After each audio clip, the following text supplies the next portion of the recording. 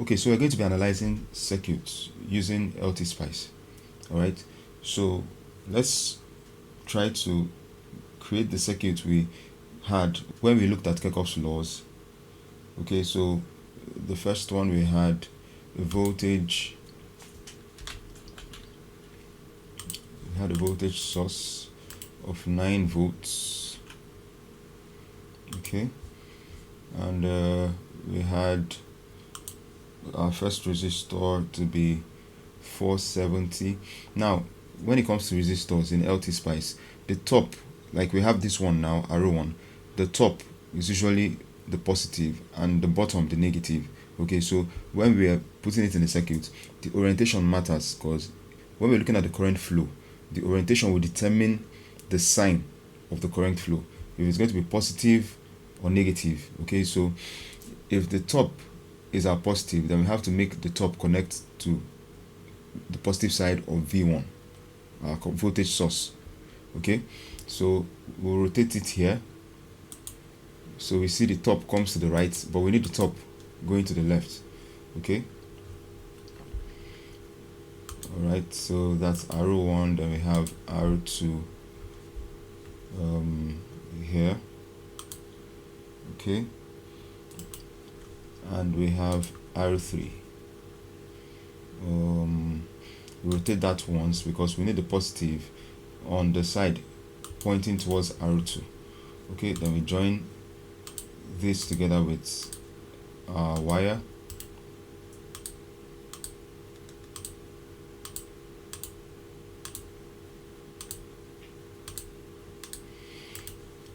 Alright, okay, for LTSpice you always have to create a connection to ground. Okay, otherwise you will not have your circuit to run. Alright, so our first resistor here was 470 ohms. Okay, the next one was 330 ohms, and then we had the last one to be 220 ohms. So how do we get LTSpice to analyze this circuit now?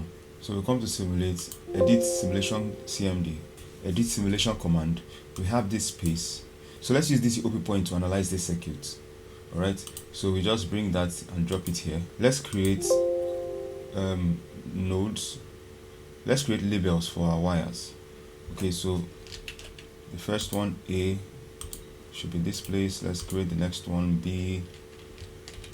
Okay, here, then we have C.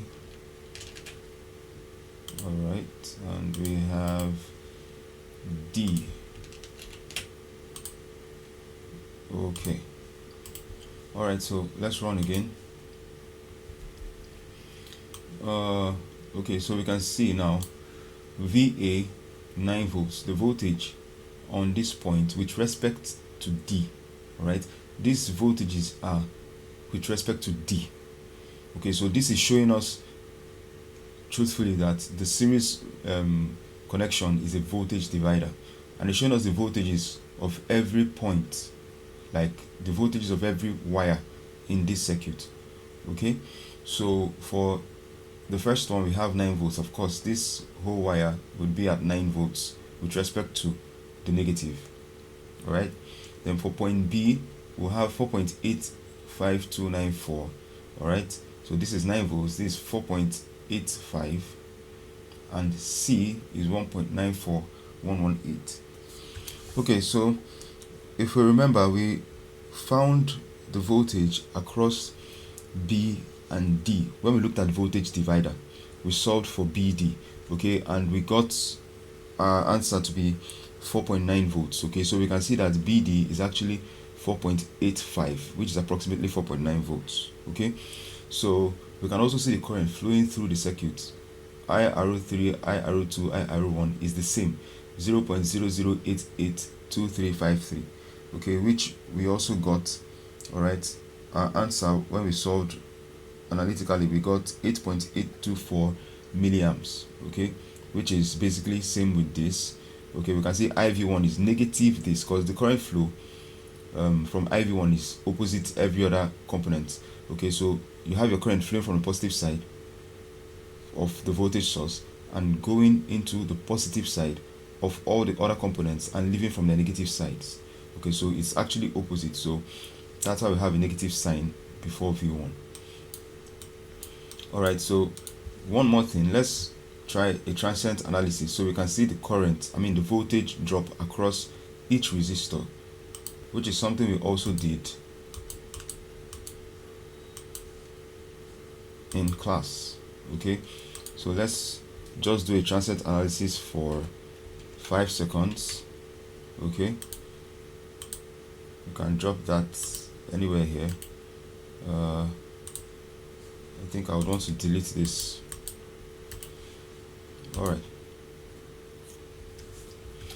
okay, so now we have this done. Okay, so let's find the voltage drop across arrow 1.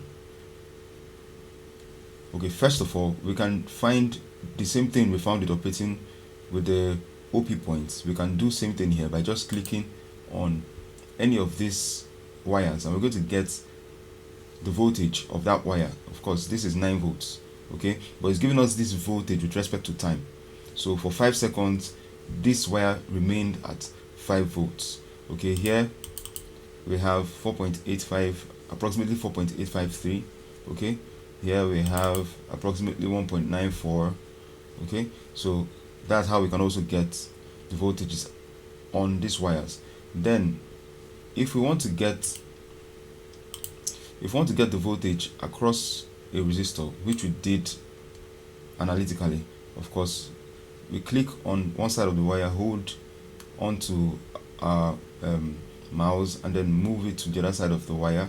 So it's more like we have a positive probe and a negative probe of a meter trying to read the voltage across the resistor. So once we release our mouse, we have the voltage across arrow 1 to be approximately 4.1472. Okay,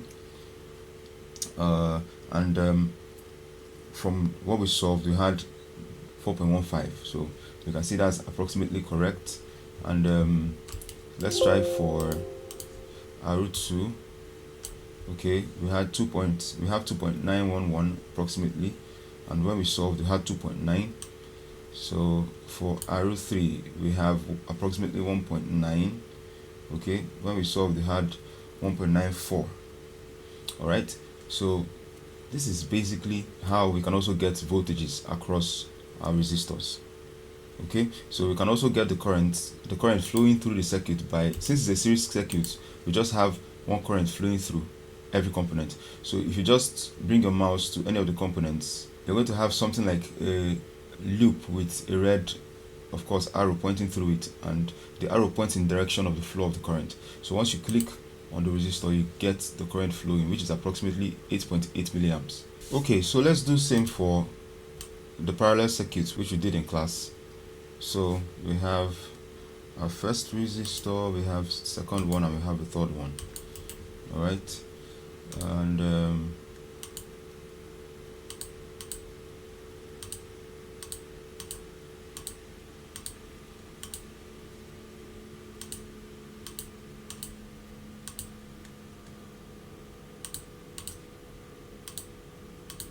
we join up our wires.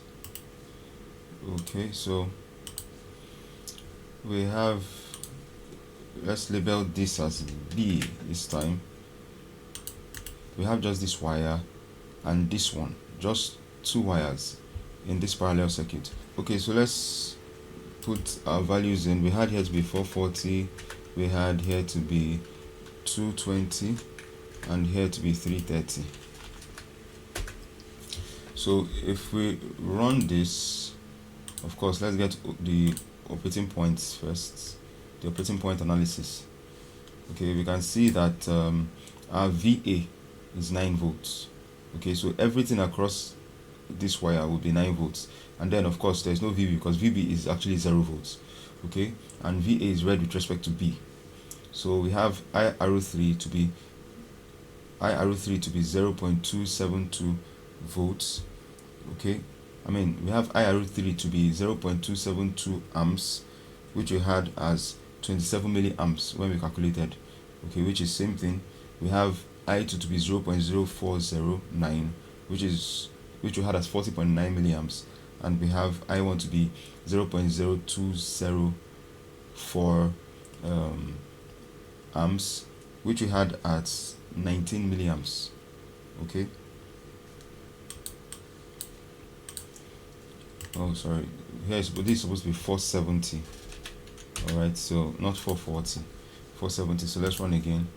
Okay. So we see we had it as 0.01914 amps, which we had as 19 milliamps. Okay. So yeah. So that we can see. Let's also try to get the transient analysis of this. Oh.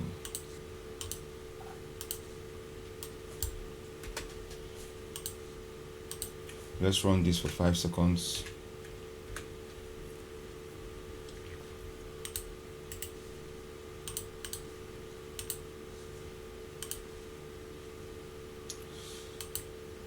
So of course you can see this is 9 volts. Then the current flowing through here we can see as approximately 19.2 milliamps. We can see that for this place 40.8 approximately. All right, and we can see this as 27.2. We can actually get exact values by using the measure command, which we'll do in the next class we have for LTSpice. So this is basically how we can use the LTSpice to analyze our circuits and get results, okay, about voltages and currents at different parts of the circuit.